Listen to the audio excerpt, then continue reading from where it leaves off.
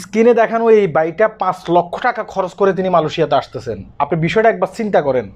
যখন এয়ারপোর্টে আসার পর সাংবাদিক তাকে জিজ্ঞাসা করছে আপনি কোথায় যাচ্ছেন, তিনি বলতেছেন যে আমি মালয়েশিয়াতে যাচ্ছি। বলতেছে কত টাকা খরচ হয়েছে, তিনি বলছে 5 লক্ষ টাকা খরচ করে এখন মালয়েশিয়াতে যাচ্ছি।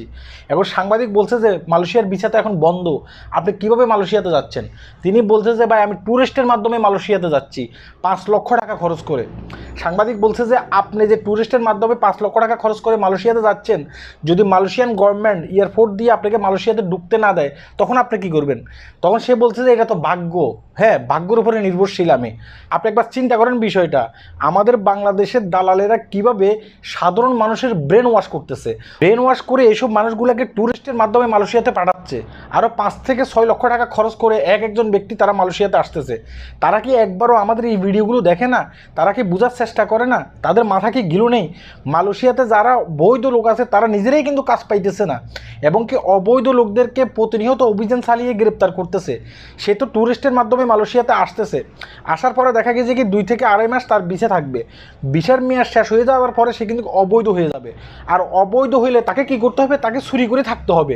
এমত অবস্থায় সেই লোকটা যদি ধরা পড়ে তাহলে এই লোকটি কোথায় যাবে চিন্তা করছেন আপনি? এই লোকটি জেলখানে যাবে, সেখানে গিয়ে দেখা গেছে কি 5 থেকে 6 মাস জেল খাটবে, পরবর্তীতে সে বাংলাদেশে চলে যাবে। অথচ তার এক বিন্দু পর্যন্ত আফসোস হচ্ছে না, সে ট্যুরিস্টের মাধ্যমে মালয়েশিয়াতে আসতেছে, সে কিন্তু হাসি খুশি অবস্থায় আছে। এখন আপনার প্রশ্ন জাগতে পারে যে এই লোকগুলো কিসের কারণে এই কাজগুলো করতেছে। কারণ দালালেরা তাদেরকে বিভিন্ন প্রলোভন দেখায়। আপনি মালয়েশিয়াতে যাবেন, মালয়েশিয়াতে গেলে সেখানে আমাদের নিজস্ব ফ্যাক্টরি আছে, আপনি সেখানে অবৈধ থাকলেও কোনো সমস্যা নেই, আপনি সেখানে অবৈধ থেকে কাজ করতে পারবেন এবং কি টাকা ইনকাম করতে পারবেন, বাংলাদেশে টাকা পাঠাইতে পারবেন।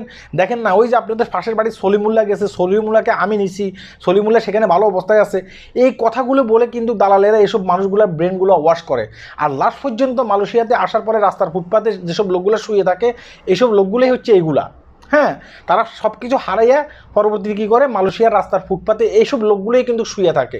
তাই আমি বলবো যে ভাই দেখেন, আপনি মালয়েশিয়াতে আসবেন না, এভাবে আসলে আপনি বিপদে পড়বেন।